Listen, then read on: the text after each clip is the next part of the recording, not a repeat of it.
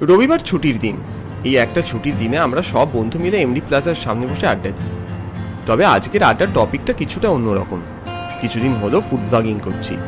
না তেমন নাম করা ক্রিটিক নয়, খাবার খেতে ভালো লাগে তাই একটু ঘুরে ঘুরে খেয়ে বেড়াই। নেক্সট ব্লগের কন্টেন্ট নিয়ে এবার অন্য কিছু করতে চাইছি, মানে নতুন কোনো এক্সপেরিমেন্ট। রোহিণী বলে উঠলো, আরে তুই হোটেল লেবানিজে চলে যা, তুর্কি রেস্তোরাঁ, সব জিনচাক আইটেম। ওসব আইটেমের নাম শুনলেই না দেখবি কিলবিলিয়ে ভিউ হচ্ছে। আরে ভ্লগার সুপ্রতিমদা সেখান থেকেই সেদিন ঘুরে এলো, আরো দু একটা চ্যানেলে অলরেডি এসে গেছে। তাহলে এক কাজ কর, বিখ্যাত কোনো দোকানের বিখ্যাত ডিশ খেয়ে তার উদম নিন্দে কর, বুঝেছিস? ভালো কন্টেন্ট। আরে এটাই চলছে এখন, পাবলিক হেভি খায়।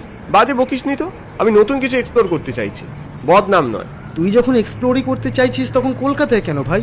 কলকাতার বাইরে গিয়ে কিছু ভাব, একটু গায়েগঞ্জে ঢু মেরে দেখ না। কোন গায়ে যাব?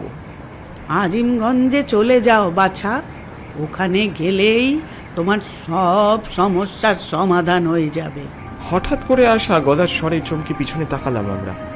দেখলাম একজন শীর্ণকায়া বৃদ্ধা, পরনে নীল পেড়ে সাদা থান, মাথার চুল সাদা, ঘাড়ের ওপরে মাথাটা নড়বড় করছে। আজিমগঞ্জ? আজিমগঞ্জে কোথায় যাব? আজিমগঞ্জে বঙ্কাইদার চপের দোকান, নাম ভুলে যেও না যেন। শুনুন, এই যে যা বাবা, চলে গেল।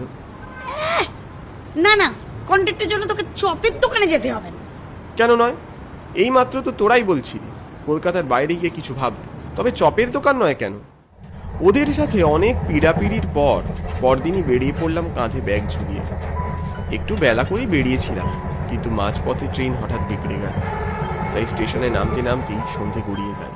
স্টেশনে কিছু লোকজন থাকলেও কাছে পিঠে আমি কোনো রিক্সা বা বাস স্ট্যান্ড দেখতে পেলাম না। রিহান বলেছিল ওর কোন আত্মীয় থাকে নাকি এখানে, ওদের কাছ থেকে খবর নিয়ে বঙ্কাইদার দোকানের ঠিকানাটা জানাবে। বলেও ছিল চমকাইতলার কাছেই নাকি হতে পারে দোকানটা। এর থেকে বেশি কিছু আর বলতে পারলো না। অগত্যা আর কি করার।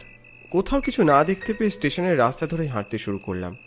জায়গাটা একেবারে গ্রাম তা নয়, মফস্বল বলা যেতে পারে। মাঝে মাঝে দু একটা সাইকেল বাইক পাশ কাটিয়ে চলে গেল, বাস তো ছাড়ো, কোনো রিক্সার দেখা পর্যন্ত পেলাম না। ঠিক তখনই সামনে থেকে একটা টোটোকে আসতে দেখলাম। এখন দেখা যাক এনার আমার উপরে দয়া হয় কিনা। ও দাদা, যাবেন? কোথায় যাবেন? চমকাইতলা। 50 লাগবে, ফিক্সড রেট। আর কথা বাড়ালাম না, উঠে বসে পড়লাম। 50 কেন, 100 চাইলেও না করতাম না। একেতেই অচেনা অজানা জায়গা, তার উপর কোথাও কিছু নেই। টোটো চলতে শুরু করলো, আমিও চুপ করে বসে আশপাশের দৃশ্য উপভোগ করছিলাম। তা দাদা, চমকাইতলায় কার বাড়ি যাবেন? ওই যে বঙ্কাইদার চপের দোকান, সেখানেই যাব। হ্যাঁ, বঙ্কাইদার চপের দোকান? কেন, কোনো অসুবিধে? না মানে আপনি এত দূর থেকে ওখানে চপ খেতে যাচ্ছেন? হ্যাঁ, শুনেছি ওনার হাতের চপ নাকি এখানে বেশ পপুলার। হ্যাঁ, সে চপ ভীষণ ভালো, কিন্তু সে এখনো দোকান কি খোলা আছে? কেন খোলা নেই কেন? মানে সেখানে তো গন্ডগোল। লোকটা যে কি বলছে কিচ্ছু বুঝতে পারলাম না।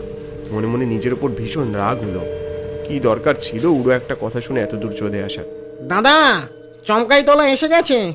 চারদিকে তাকিয়ে দেখলাম ফাঁকা অন্ধকারময় রাস্তা, গুটি কয়েক জনপ্রাণীও নেই। এটাই চমকাইতলা?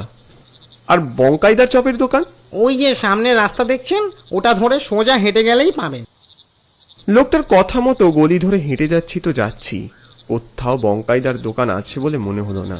ঠিক তখনই দূরে কুয়াশার মধ্যে থেকে একটা টিমটিমে হলদে আলো চোখে পড়ল। এগিয়ে গিয়ে দেখলাম একটা ঝুপড়ি মতো, দোকানের সামনে ভিড় উপচে পড়ছে। ও, তাহলে এটাই সেই বঙ্কাইদার দোকান মনে হচ্ছে।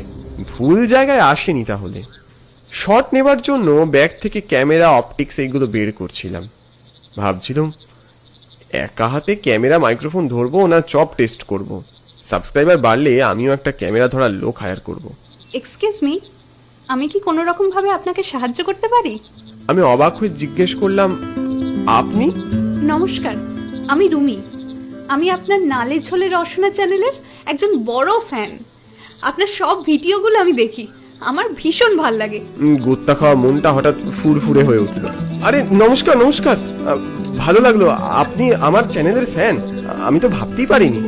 এ কি, একা একা শুট করবেন নাকি? দিন ক্যামেরাটা আমায় দিন।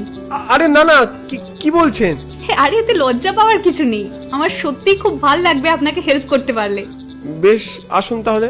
আমরা ধীরে ধীরে এগিয়ে গেলাম সেই দোকানের দিকে, কিন্তু দোকানের সামনে আসতেই দেখি ভিড় কোথায়। দোকান একেবারে ফাঁকা, শুধু একটা লোক বসে চপ ভাজছে। নমস্কার, আপনি কি বঙ্কাইদা? আগে কেন বলুন তো? আমি কলকাতা থেকে আসছি।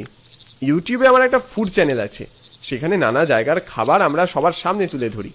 আপনার চপের সুখ্যাতি শুনে আমি এত দূরে এসেছি।